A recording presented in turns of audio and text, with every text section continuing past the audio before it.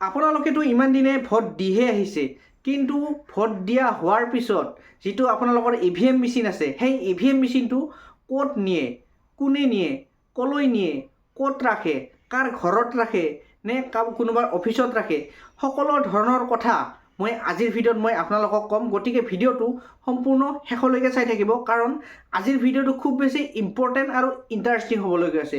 আপোনালোকে ইমান দিনে ভোট দিহে আহিছে, কিন্তু ভোট দিয়া হোৱাৰ পিছত যে EVM মেচিনটো ক'ৰবাত লৈ যায়, ক'ৰবাত ৰাখে, ৰিজাল্ট নিদিয়ালৈকে কোনে ৰাখে, কোনে চোৱা চিন্তা কৰে, কোনোবাই চেঞ্জ কৰে নেকি, চেঞ্জ কৰিব পাৰে নেকি, সকলো ধৰণৰ কথা আজিৰ ভিডিঅ'ত মই আপোনালোকক ক'ম। গতিকে আপোনালোকে যদি কিবা কাম কৰি আছে, আপুনি যদি কিবা ব্যস্ত আছে, অলপ সময় ধৈৰ্য ধৰি ভিডিঅ'টো চাওক বা পাউজ কৰি অকণমান পিছত চাব, যাতে আপোনালোকে আজিৰ ভিডিঅ'টো মিছ নকৰে। কাৰণ আজিৰ ভিডিঅ'টো আপোনালোকৰ কাৰণে খুব বেছি ইম্পৰ্টেণ্ট হ'বলৈ গৈ আছে। আপোনালোকৰ বহুমূলীয়া ভোট দিয়াৰ পিছত সেই EVM মেচিনটো ক'লৈ নিয়ে, আজিৰ ভিডিঅ'ত মই সম্পূৰ্ণ ডিটেইলছত ষ্টেপ বাই ষ্টেপ মই আপোনালোকক বুজাই ক'ম। গতিকে ভিডিঅ'টো এতিয়া আৰম্ভ কৰোঁ। আৰু যদি ভিডিঅ'টো মোৰ ভাল লাগে তেনেহ'লে ভিডিঅ'টো এতিয়া লাইক কৰি দিব, আৰু চেনেলটোলৈ যদি প্ৰথমবাৰৰ কাৰণে আহিছে তেনেহ'লে মোৰ চেনেলটো আপোনালোকে ছাবস্ক্ৰাইব কৰি দিবলৈ নাপাহৰিব, কাৰণ এনেকুৱা ধৰণৰ ইনফৰ্মেটিভ আৰু ইম্পৰ্টেণ্ট ভিডিঅ' মই আপোনালোকৰ কাৰণে সদায় লৈ আহোঁ। এতিয়া ভিডিঅ'টো মই আৰম্ভ কৰোঁ। তো ভোট দিয়াৰ সময়ত আপোনালোকেতো জানে, ভোট দিয়াৰ সময়ত কোন কোন থাকে। ভোট দিয়াৰ সময়ত আপোনালোকে প্ৰথমতে দেখা পাব পলিং এজেণ্ট। পলিং এজেণ্ট মই আপোনালোকক বুজাই দিম। Polling agent, polling officer. এতিয়া কথাটো হ'ল পলিং এজেণ্ট মানে কি? পলিং এজেণ্ট মানে আপোনালোকৰ গাঁৱত আপোনালোকে চিনি পোৱা দুজন এজন যে ব্যক্তি তাত দেখা পায়, ভোটাৰ লিষ্টখনত যে তেওঁলোকে টিক মাৰ্ক দি থাকে, আপোনালোকে ভোট দিয়াৰ সময়ত আপুনি ইয়াতে আছে নেকি, সেইজন ব্যক্তি, ঠিক আছে। তো পলিং এজেণ্ট হ'ল সেইটো। আপোনালোকে আপোনালোকৰ ওচৰৰ যিটো বয়সীয়াল ব্যক্তিয়ে হওক বা ডেকা ল'ৰাই হওক, তেওঁ আপোনালোকে ভোট দিয়াৰ সময়ত তেওঁ ভোটাৰ লিষ্টত আপোনাৰ ভোটাৰ শ্লিপখন চাই কিনে ভোটাৰ লিষ্টত তেওঁলোকে টিক মাৰ্ক দিয়ে। তাৰপিছত তেওঁলোকক কৈ দিয়ে যে চিৰিয়েল নাম্বাৰ 44, 32 সেইজন হৈছে পলিং এজেণ্ট। এওঁলোকৰ কাম হ'ল যেতিয়ালৈ ভোটদান শেষ নহয়, ঠিক আছে, যেতিয়ালৈকে ভোটদান শেষ নহয়, ধৰি লওক 5টা 6টা মেক্সিমাম 7টা বাজি যায়, য'ত ভোটদান বেছি থাকে ত'ত 7টালৈ বাজি যায়, মেক্সিমাম 6টা 5:30 6টাত এইখিনি সময়ত ভোটদান শেষ হৈ যায়। তো ভোটদান শেষ হোৱালৈকে পলিং এজেণ্টৰ কাম। তো একেইজনে কি পায়, একেইজনে কিবা পায় নে নাপায়? একেইজনে পায়। একেইজনক কোনোবা হাজিৰা টনা হয় 500 টকা বা 1000 টকা। এইখিনি লৈ যেতিয়া ভোটদান শেষ হ'ব, চলো যাব লগা হ'ল, তো একেইটাই পইচাকেইটা লৈ তেওঁলোকে ঘৰলৈ গুচি যায়। আৰু পইচাকেইটা কি কৰে এইটো পিছৰ কথা। তাৰপিছত পলিং এজেণ্টৰ কাম হৈ গ'ল। পলিং এজেণ্ট মানে কি আপোনালোকে গম পালে, বুজি পালে, পলিং এজেণ্টৰ কাম। 2 নম্বৰ হ'ল পলিং অফিচাৰ, ঠিক আছে। পলিং এজেণ্ট, পলিং অফিচাৰ আৰু প্ৰিজাইডিং অফিচাৰ তাত উপস্থিত থাকে। Polling agent, polling officer, presiding officer, এই 3টা অফিচাৰ, এই 2টা অফিচাৰ ভোট দিয়াৰ সময়ত উপস্থিত থাকে। পলিং এজেণ্টৰ কাম হৈ গ'ল, বুজি পালে। পলিং অফিচাৰৰ কাম কি হ'ল এতিয়া? পলিং অফিচাৰৰ কাম হ'ল যেতিয়া ভোটদান শেষ হ'ল বা ভোট দিয়াসকলৰ শেষ হ'ল, তেতিয়া কি কৰিব, কাগজ পাতিবোৰ ধুনীয়াকৈ তেওঁলোকে পেকিং কৰিব, কিবা যান্ত্ৰিক বিজুতি হৈছে নেকি সেইবোৰ চাব, EVM মেচিন চেক কৰিব, চব ঠিকে ঠাকে আছেনে নাই, ঠিক আছে। যদি চব ঠিকে ঠাকে আছে তেনেহ'লে তেওঁলোকে এই পলিং অফিচাৰে EVM মেচিনটো পেক কৰিব। তাত এটা বক্স থাকিব, এনেকুৱা আপোনালোকে হয়তো বক্স এটা দেখা পাইছে তাৰ ওচৰত, ঠিক আছে। এই বক্সটোত তেওঁলোকে সেই ডকুমেণ্টবিলাক ভৰাব, EVM মেচিনটো ভৰাব, আৰু ভৰোৱাৰ পিছত তাত উপস্থিত থাকিব ৰাইজ। তাৰপিছত থাকিব আপোনালোকৰ কেণ্ডিডেট, যিখিনি থাকিব কেণ্ডিডেটৰ মানুহবিলাক থাকিব, আৰু মিডিয়াও থাকিব পাৰে, আৰু তাত তেওঁলোকে ভিডিঅ' কেমেৰাও কৰে। আৰু যিখিনি তাত কেণ্ডিডেটৰ মানুহ থাকে তেওঁলোকেও চায় যাতে কোনো ধৰণৰ হাই কাজিয়া নহয়, তেওঁলোকে চায়। আৰু কি কৰে, EVM মেচিনটো বক্সত ভৰাৰ পিছত চিল মাৰে। চিল মানে কি, এইটো এটা তালা, এবাৰ মৰাৰ পিছত সেই চিলটো যদি এবাৰ মাৰে আৰু খুলিব পৰা নাযায়, খোলে কিন্তু সেইটোত চাবি নাথাকে, ভাঙি কেনেহে খুলিব লাগিব। সেইটো হৈছে চিল, সেইটো চিল মাৰে। আৰু সেইটো চিল একবাৰ মৰাৰ পিছত খোলে কিন্তু ভাঙিহে খুলিব লাগিব, তাত কোনো ধৰণৰ চাবি নাথাকে। তাত কেমেৰা কৰিব, কেমেৰা কৰাৰ পিছত সকলো ৰাইজে চাব, কেণ্ডিডেটৰ মানুহবিলাকে চাব, মিডিয়া থাকিব, আৰু তাৰপিছত চিল মাৰিব। চিল মাৰাৰ পিছত চব ডকুমেণ্ট ঠিকে ঠাকে থকাৰ পিছত তেওঁলোকে কাক দিব? প্ৰিজাইডিং অফিচাৰক জমা দিব যে এইটো আমাৰ কাম শেষ। ঠিক আছে, পুলিং অফিচাৰে প্ৰিজাইডিং অফিচাৰক চব ঠিকে ঠাকে আছে না নাই চব ডকুমেণ্টবিলাক চেক কৰিব। চেক কৰাৰ পিছত প্ৰিজাইডিং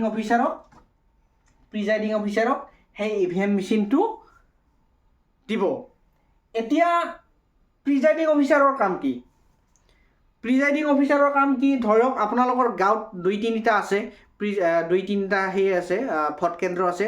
তেওঁলোকে ফোনাফোনি কৰিব যে মোৰ তাত ভোট শেষ হ'ল, আপোনাৰ তাত হ'লনে নাই। তেওঁলোকে কি কৰিব? গোটেইখিনি একগোট কৰিব, মানে যিটো কেন্দ্ৰ আছে তাতেই তেওঁলোকে থ'ব, আৰু তেওঁলোকে ফোন কৰিব কি আমাৰ গোটেইখিনি যিটো আপোনালোকৰ অঞ্চলৰ আছে গোটেইখিনি ভোটদান শেষ হ'ল, EVM মেচিনখিনি আমাৰ পেকিং হ'ল। তাৰপিছত পুলিচ থানাত তেওঁলোকে ফোন কৰিব যে আমাক এতিয়া ছিকিউৰিটি গাৰ্ড লগা হৈছে, আপোনালোকে অতি সোনকালে ছিকিউৰিটি গাৰ্ড পঠাই দিয়ক, যাতে কোনো ধৰণৰ হাইকাজিয়া নহয় বা কোনো ধৰণৰ যাতে বেলেগ ধৰণৰ একো নহয়। সেইবাবে তেওঁলোকে পুলিচ থানাত ফোন কৰিব, পুলিচ থানাৰ পৰা মানুহ আহিব, পুলিচ আহিব, 2-3খন গাড়ী যিখিনি তেওঁলোকে বেকআপ দিব পাৰে সেইখিনি পুলিচ ফ'ৰ্চ পঠাই দিব। যিখন গাড়ীত EVM মেচিনটো নিব তাৰ আগত পুলিচ থাকিব, পিছত পুলিচ থাকিব, ছাইডত থাকিব, যাতে কোনো ধৰণৰ একো বিজুতি নঘটে। ঠিক আছে, যাতে কোনো ধৰণৰ কোনেও বাধা দিব নোৱাৰে, আৰু যদি কোনোবাই বাধা দিয়াৰ চেষ্টা কৰে লগে লগে এৰেষ্ট। ঠিক আছে, তাৰ ওপৰত পুলিচে তাৰ আইনী ব্যৱস্থা ল'ব। ঠিক আছে, তো পুলিং অফিচাৰে প্ৰিজাইডিং অফিচাৰক দিলে, প্ৰিজাইডিং অফিচাৰৰ কাম হ'ল পুলিচ থানাত ফোন কৰিব, পুলিচ থানাত ফোন কৰি পেলাই তেওঁলোকে ফৌজ মাতিব যে আমাক এতিয়া পুলিচ লগা হৈছে, পুলিচ পঠাই দিয়ক, আমাৰ গোটেইখিনি কাম হৈছে। তো পুলিচবিলাকে EVM মেচিনটো গৈ পিনে কি কৰিব? কাক দিব? ৰিটাৰ্ণিং অফিচাৰ, মানে প্ৰিজাইডিং অফিচাৰে ৰিটাৰ্ণিং অফিচাৰক দিব। ৰিটাৰ্ণিং অফিচাৰৰ তাতে কিমানটা EVM মেচিন যাব? এতিয়া এখন জিলাৰ যাব।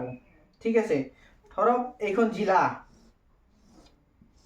জিলাৰ এটাই কিন্তু ৰিটাৰ্ণিং অফিচাৰ নাথাকে। ঠিক আছে, ৰিটাৰ্ণিং অফিচাৰ কিন্তু এটাই নাথাকে।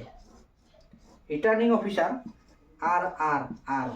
আৰ মানে মই ৰিটাৰ্ণিং অফিচাৰ দিছোঁ। ঠিক আছে, এখন জিলাত বহুত কেইটা ৰিটাৰ্ণিং অফিচাৰ থাকিব। ৰিটাৰ্ণিং অফিচাৰে কি কৰিব জানেনে? যে ৰিটাৰ্ণিং অফিচাৰে কি কৰিব? সকলোৱে আহি যা, মানে কি হৈছে নে হোৱা নাই, মানে গোটেইখিনি ভোট কেন্দ্ৰত কি কৰিব? ফোন কৰিব তেওঁলোকে, এতিয়া সকলোৱে আহি যা, ৰিটাৰ্ণিং অফিচাৰৰ তাতে মোক EVM মেচিনবোৰ জমা দে। ঠিক আছে, ৰিটাৰ্ণিং অফিচাৰে প্ৰিজাইডিং অফিচাৰক ক'ব যে সকলোবোৰ EVM মেচিন আমাৰ তাত লৈ আহক, ৰেডি আছে। তাৰপিছত কি কৰিব? ৰিটাৰ্ণিং অফিচাৰৰ তাতে যাব। ৰিটাৰ্ণিং অফিচাৰে কি কৰিব? সকলো তথ্য, ধৰক আপোনালোকৰ গাঁৱৰ প্ৰিজাইডিং অফিচাৰৰ পৰা ডাটা ল'ব যে অমুকৰ পৰা কিমান আহিল EVM মেচিন, 2 নম্বৰ EVM মেচিনটো আহি গ'ল। 2 নম্বৰ EVM মেচিনটো কোনে আনিলে? দাসে আনিলে, তালুকদাৰে আনিলে, নাথে আনিলে। ঠিক আছে, কেইটা বজাত আনিলে? 2টা বজাত আনিলে। 2 বাজি কিমান মিনিটত? 2 বাজি 5 মিনিটত। ঠিক আছে, চিল আছেনে নাই? আছে। চব অ'কে আছেনে নাই? আছে। ঠিক আছে, এইটো হ'ল কাম ৰিটাৰ্ণিং অফিচাৰৰ। ৰিটাৰ্ণিং অফিচাৰৰ আপোনালোকে কামটো গম পালে। ৰিটাৰ্ণিং অফিচাৰ প্ৰিজাইডিং অফিচাৰক ফোন কৰিব যে আপোনালোকৰ EVMবিলাক লৈ আহক। ৰিটাৰ্ণিং অফিচাৰে ৰাখিব। এখন জিলাত এটা ৰিটাৰ্ণিং অফিচাৰ নাথাকে, বহুকেইটা থাকিব। আৰু যাৰ ওচৰত হয়, যিটো পলিং ষ্টেচনৰ পৰা যাৰ ওচৰত হয় তেওঁলোকৰ এইটো ডকুমেণ্ট কৰা থাকিব। ৰিটাৰ্ণিং অফিচাৰে প্ৰিজাইডিং অফিচাৰক ফোন কৰিব, ৰিটাৰ্ণিং অফিচাৰ তাতে প্ৰিজাইডিং অফিচাৰে EVM মেচিনবিলাক দিব। ৰিটাৰ্ণিং অফিচাৰে কি কৰিব? প্ৰিজাইডিং অফিচাৰৰ পৰা ডাটাবিলাক ল'ব, কোন ৰিটাৰ্ণিং অফিচাৰে কিমানটা EVM মেচিন আনিলে, অমুক আপোনালোকৰ যিটো পলিং ষ্টেচন আছে সেই পলিংটো হ'লনে নাই, গোটেইখিনি ডিটেইলছ ষ্টেপ বাই ষ্টেপ তেওঁলোকে ধুনীয়া কৰি ডকুমেণ্ট কৰিব, মানে লিখিব, যাতে কোনো ধৰণৰ একো বিজুতি নঘটে, কোনো ধৰণৰ একো তাত ভুল নাথাকে। ভুল ত্ৰুটি যাতে অকণো নাথাকে, 100 to 100% একুৰেট হ'ব লাগিব, যাতে তাত যদি কোনো ধৰণৰ সমস্যা থাকে বা কিবা থাকে তেনেহ'লে সেইটো ভালকৈ চেকিং কৰা হ'ব, সকলো ধৰণৰ বস্তু চেকিং কৰা হ'ব। ঠিক আছে, এতিয়া গম পালে। এতিয়া মই একেবাৰে কৈছোঁ, পলিং অফিচাৰ, পলিং এজেণ্টৰ কাম আপোনালোকে গম পালে। পলিং অফিচাৰে প্ৰিজাইডিং অফিচাৰক দিব, প্ৰিজাইডিং অফিচাৰে ৰিটাৰ্ণিং অফিচাৰক দিব। এতিয়া ৰিটাৰ্ণিং অফিচাৰৰ কাম কি? ৰিটাৰ্ণিং অফিচাৰৰ কাম এতিয়া মই আপোনালোকক কৈ আছোঁ। ৰিটাৰ্ণিং অফিচাৰে এতিয়া সেইবোৰ যিমান EVM আছে, EVMটো বহুত আছে, যিমান আপোনালোকৰ এটা সমষ্টিত যিকেইটা ভোট কেন্দ্ৰ আছে, ধৰক 250টা ভোট কেন্দ্ৰ আছে, সেই 250টা, ঠিক আছে, এখন জিলাত কিমান হ'ব পাৰে? বহুত, হাজাৰ EVM মেচিন আছে। সেই EVM মেচিনবোৰ কি কৰিব? তেওঁলোকে এটা চৰকাৰী কলেজ হওক, অফিচ হওক, ঠিক আছে, বেছিভাগ অফিচত ৰখা হয়, সেই অফিচত ৰাখিব। আৰু সেই অফিচটোক কি বোলা হয় গম পায়নে আপোনালোকে? যিটো ৰুমত, যিটো অফিচত EVM মেচিনবোৰ ৰাখিব, সেই অফিচটোক কোৱা হ'ব ষ্ট্ৰং ৰুম। ঠিক আছে, ষ্ট্ৰং ৰুম। যিটো অফিচত EVM মেচিনবোৰ ৰাখিব, সেই ৰুমটোক কোৱা হৈছে ষ্ট্ৰং ৰুম। আৰু এইটো ৰখাৰ পিছত, এইটো ৰখাৰ সময়ত সকলো ফালে কোণাই কোণাই CC কেমেৰা থাকিব লাগিব। যদি CC কেমেৰা নাথাকে তেনেহ'লে এইটো তাত থ'ব নোৱাৰিব। 24 ঘণ্টা প্ৰত্যেক মিনিটে মিনিটে, প্ৰত্যেক ছেকেণ্ডে যাতে চাব পাৰে, তাৰ কাৰণে ইয়াত CC কেমেৰা ৰাখিব লাগিব বা ৰাখি থোৱা হয়। সেইটোক কোৱা হয় ষ্ট্ৰং ৰুম। আৰু ইয়াৰ ভিতৰে বাহিৰে সকলো ফালে CC কেমেৰা লাগি থাকে। তাৰপিছত CC কেমেৰাৰ বাহিৰে আৰু কি কি থাকে এতিয়া মই আপোনালোকক ক'ম। CC কেমেৰাৰ বাহিৰে ইয়াতে আৰু চাৰিওফালে EVM মেচিনৰ ৰুমৰ চাৰিওফালে কি থাকে? পাৰামিলিটাৰী। পাৰামিলিটাৰী মানে কি জানেনে? পাৰামিলিটাৰী মানে হ'ল আপোনালোকৰ সকলো বিভিন্ন ঠাইৰ পৰা অহা এওঁলোক মিলিটাৰী, মানে ভাৰতৰ যিকোনো ঠাইৰ পৰাই এইটো তেওঁলোকক পাৰামিলিটাৰী বুলি কোৱা হয়। এওঁলোকে আপোনালোকৰ আপোনালোকেও হয়তো চিনি নাপায় বা তেওঁলোকে আপোনালোকক চিনি নাপায়। এওঁলোক অসমৰ নহয়, তেওঁলোকক ইয়াত ৰখা হয়। আপুনি যদি কিবা কাৰণত যাব খোজে, বা মই SP হয়, মই OC হয়, মই সোমাব খোজোঁ, নহ'ব। তেওঁলোকে কাৰো কথা, কাৰো বাধা নুশুনে। তেওঁলোকে কেৱল তেওঁলোকৰ অফিচাৰৰহে কথা শুনিব। ইয়াতে যোন অফিচাৰ যাব খুজিলেও তেওঁলোকক যাব নিদিয়ে। ঠিক আছে, এই গুচি যা বুলি ক'ব। আমি কেৱল আমাৰ অফিচাৰৰ কথাই শুনিম। ঠিক আছে, এইটো হ'ল পাৰামিলিটাৰী। ঠিক আছে, আপোনালোকে গম পালে। ষ্ট্ৰং ৰুমৰ ভিতৰত EVM মেচিনবোৰ থাকে, তাত CC কেমেৰা থাকে। তাৰ বাহিৰে চাৰিওফালে পাৰামিলিটাৰী থাকে। পাৰামিলিটাৰীৰ চাইডে চাইডে আমাৰ অসম পুলিচ থাকে। ঠিক আছে, অসম পুলিচ থাকে। অসম পুলিচেও আপোনালোকক সোমাব নিদিব। যে মই ইলেকশ্যন খেলিছোঁ, মই MLA, মই ইলেকশ্যন খেলিছোঁ, মই সোমাব নিদিয়ে। ঠিক আছে, তাত কোনো মানুহ তাত সোমাব নোৱাৰে। এতিয়া কথাটো হ'ল,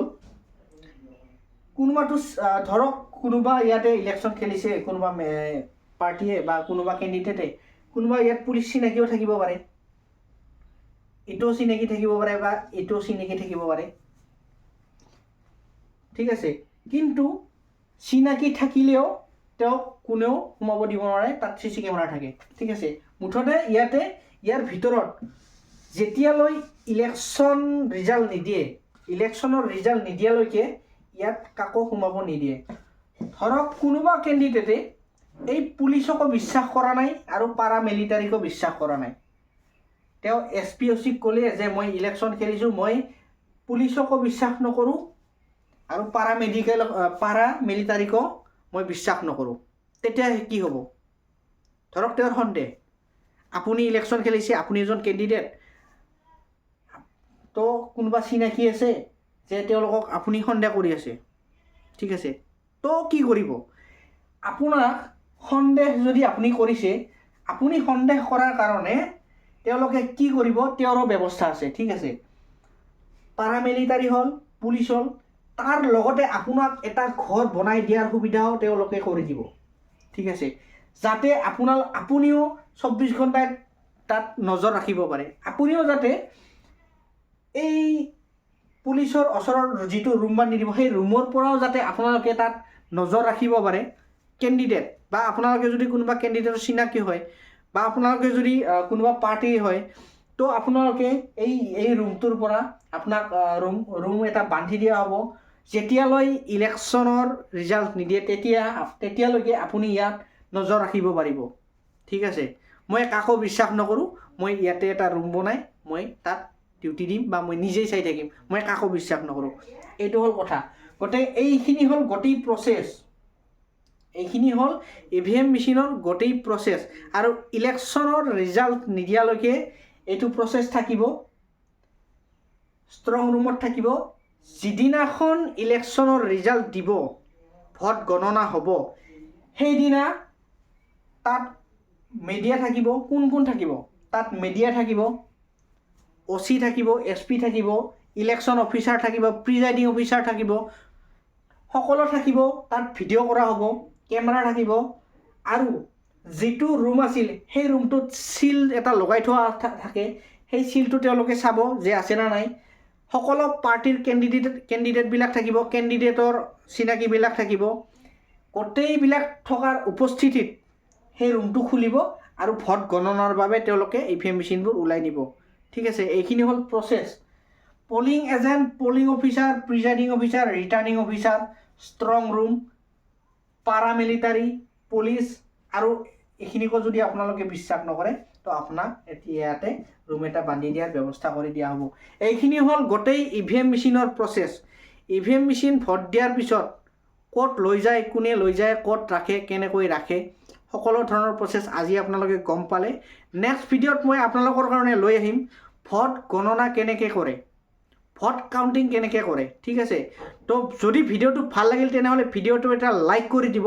আৰু যদি চেনেলটোলৈ প্ৰথমবাৰৰ কাৰণে আহিছে তেনেহ'লে মোৰ চেনেলটো আপোনালোকে ছাবস্ক্ৰাইব কৰিবলৈ নাপাহৰিব। এনেকুৱা ধৰণৰ ইম্পৰ্টেণ্ট আৰু ইনফৰ্মেটিভ ভিডিঅ' মই আপোনালোকৰ কাৰণে সদায় লৈ আহোঁ।